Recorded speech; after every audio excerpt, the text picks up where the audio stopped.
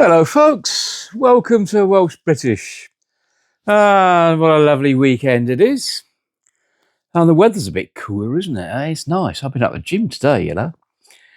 Yeah, and I got back and I had a little kip then. At my age, you go to the gym and you get a bit knackered afterwards. So there we are.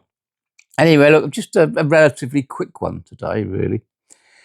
I've just been thinking, and I'd like to throw it in, really.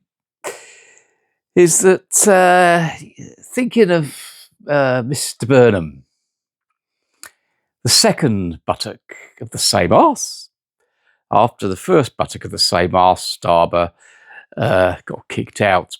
Well, he resigned, didn't he? Of course he did. So anyway, Mr. Burnham, we're back here again. You wanted to go to the 70s, didn't you, Mr. Burnham? You wanted to take us to the 70s. Well, I think we got news for you, Mr. Burnham. We are in the 70s, aren't we? Yes, 1976, when this country was up to debt to its eyeballs, all over the place, under a Labour government, huge debt, and the International Monetary Fund came in after we begged them, and they dished us out, but they gave us a load of demands that we had to meet before they lend us the money, didn't they, Mr. Burnham? And one of those was cutting back on welfare. So at the end of the day, Great Britain's Labour Party had to do as it was told by the International Monetary Fund. Well, if we spin it around to 2026, yes, 2026, from 1976, then we seem to be revisiting the same path, don't we? We're over 3 trillion quid in debt, countries all over the place, under a communist Labour government, and we're getting very close to bankruptcy, and inevitably at some point very soon we'll have to go begging to the International Monetary Fund, yet again under a Labour government. Always seems to be under Labour, and that's something that the electorate ought to think about when they vote. Why do we all end up in the shit under the Labour Party? Because it's you and I, the taxpayer, that's to pay for this, fellas. Ladies and gentlemen, yes, you and me, the taxpayers, we have to pay and chip up and get our way out of the mess when Labour cocks up. Just a fact. Look in history. Look at governments when they go out and how much debt there is. And yes, since 2010, the Conservative Party was bloody awful. There's no doubt about that. I wouldn't stick up for them for a minute.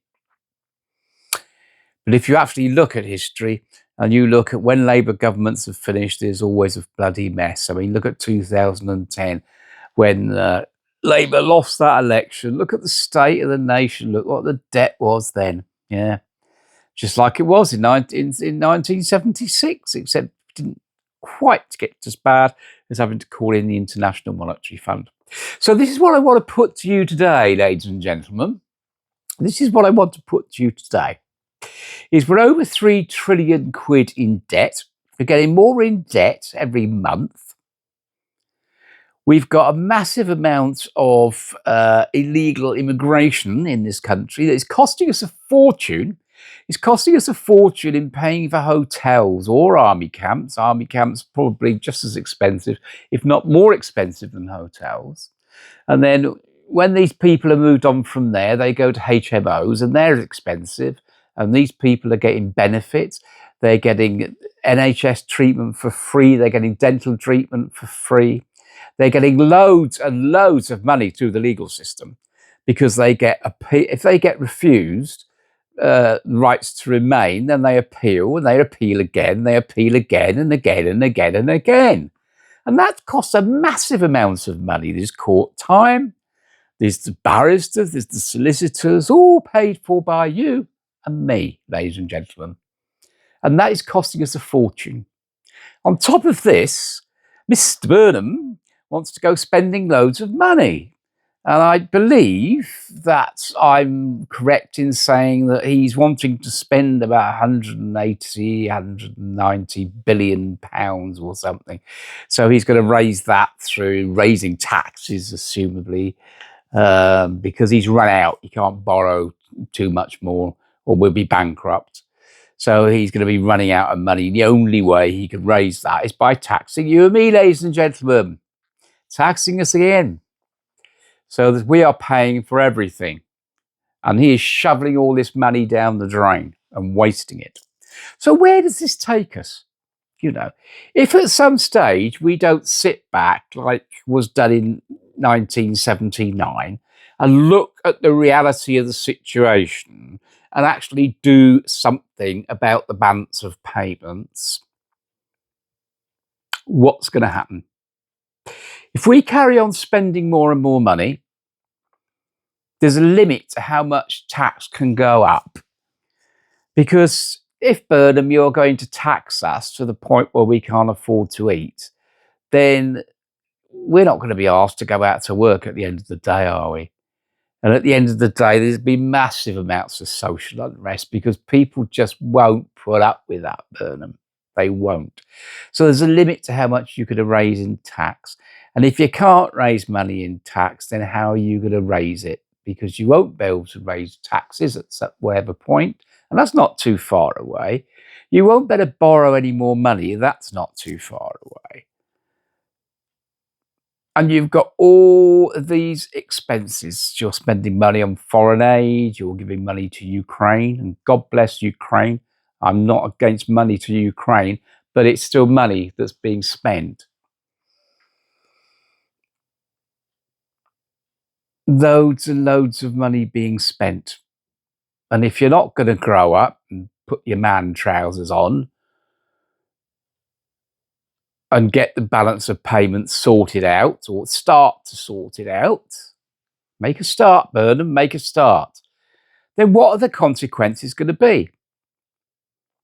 Well, I think that anybody with with a minimal amount of brains between their ears, Burnham, can actually work out that if the situation just carries on getting worse and worse and worse and worse, and we don't have some grown-ups there that can sort the money out, then what's going to happen is we will not be able to afford the National Health Service.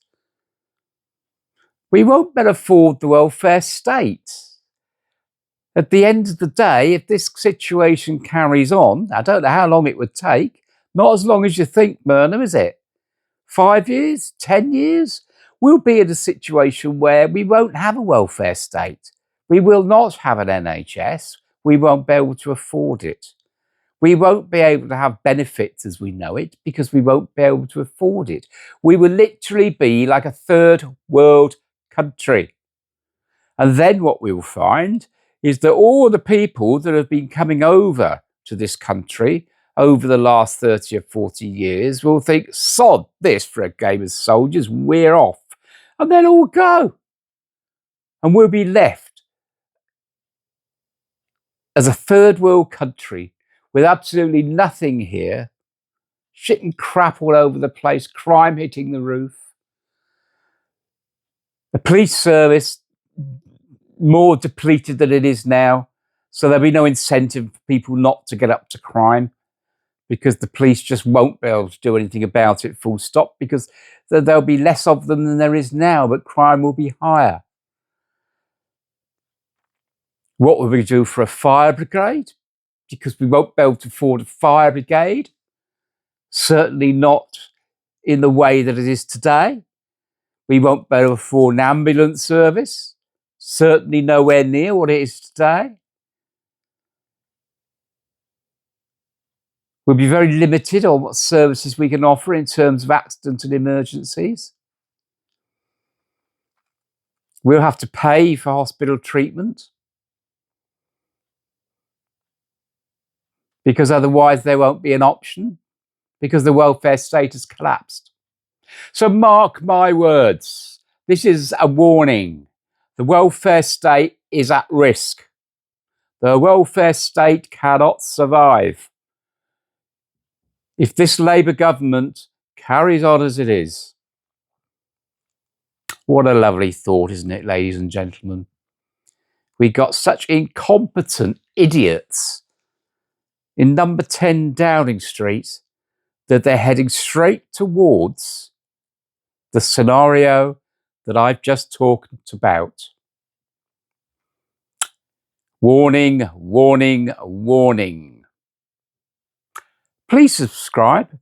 Please give me a tick. And I just hope the welfare state does survive and that I'm wrong about that. But I fear that perhaps I'm not wrong. Have a nice weekend, folks. It's bye from Welsh British.